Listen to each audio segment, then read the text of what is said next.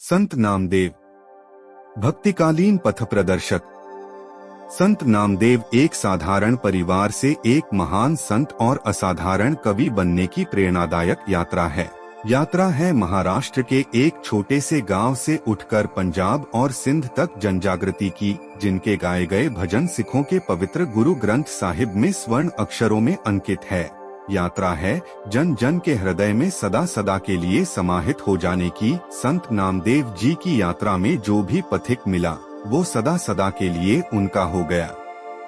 जब एक भोले भाले कवि हृदय संत को समाज द्वारा तिरस्कार झेलना पड़ा, तब स्वयं उनके आराध्य विठोबा ने अपने मंदिर के द्वार उनकी ओर मोड़ दिए थे।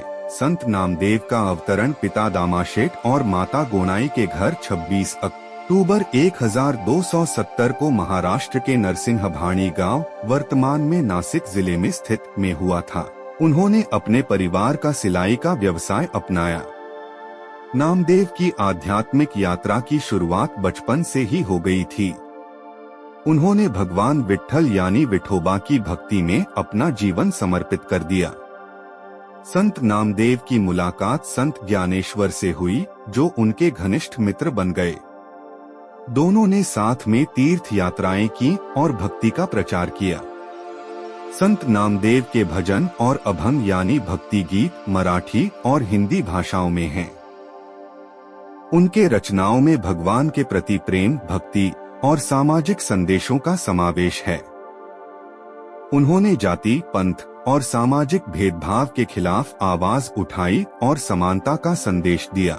संत नामदेव के भजनों और शिक्षाओं का सिख धर्म पर भी गहरा प्रभाव पड़ा। उनके 61 भजन सिखों के पवित्र ग्रंथ गुरु ग्रंथ साहिब में शामिल हैं।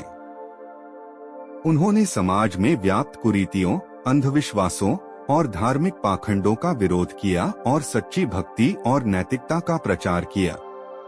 संत नामदेव का जीवन भक्ति, प्रेम और सेवा का उदाहरण है। उनकी शिक्षाएं और भजन आज भी लोगों को प्रेरित करते हैं और उन्हें सही मार्ग पर चलने के लिए प्रेरित करते हैं। संत नामदेव के अनुसार धर्म का मर्म और उसका पालन व्यक्ति के आंतरिक शुद्धता और सच्चाई पर आधारित होता है। उनके अनुसार सच्चा धर्म भगवान की भक्ति और श्रद्धा में निहित है। भक्ति मार्ग में उन्होंने ईश्वर के प्रति अनन्य प्रेम और समर्पण को सर्वोपरि माना है। उन्होंने धर्म में जाति, वर्ग और सामाजिक विभेदों का विरोध किया और समानता की बात की।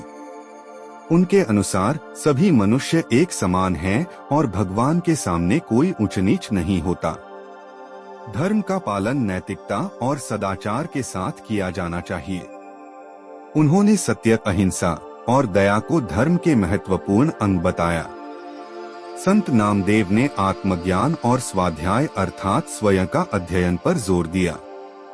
उन्होंने कहा कि आत्मज्ञान के माध्यम से ही व्यक्ति सच्चे धर्म को समझ सकता है और उसे अपने जीवन में उतार सकता है। नामदेव ने सेवा और परोपकार को भी धर्म का एक महत्वपूर्ण हिस्सा माना। समाज और दूसरों की सेवा को उन्होंने ईश्वर की सेवा के बराबर माना। उन्होंने धार्मिकता के नाम पर होने वाले आडंबरों और पाखंड का विरोध किया। उन्होंने सादगी और सच्चाई को धर्म का असली रूप माना। उनके भजनों और उनके उपदेशों ने समाज में धार्मिक और सामाजिक सुधार की दिशा में महत्वपूर्ण योगदान दिया। ऐसे महान संत नामदेव अपने आराध्य विठोबा में 3 जुलाई 1350 को समाहित हो गए। उनका समाधि स्थल वर्तमान में महाराष्ट्र के पंढरपुर में स्थित है, जो एक प्रमुख तीर्थ स्थान है।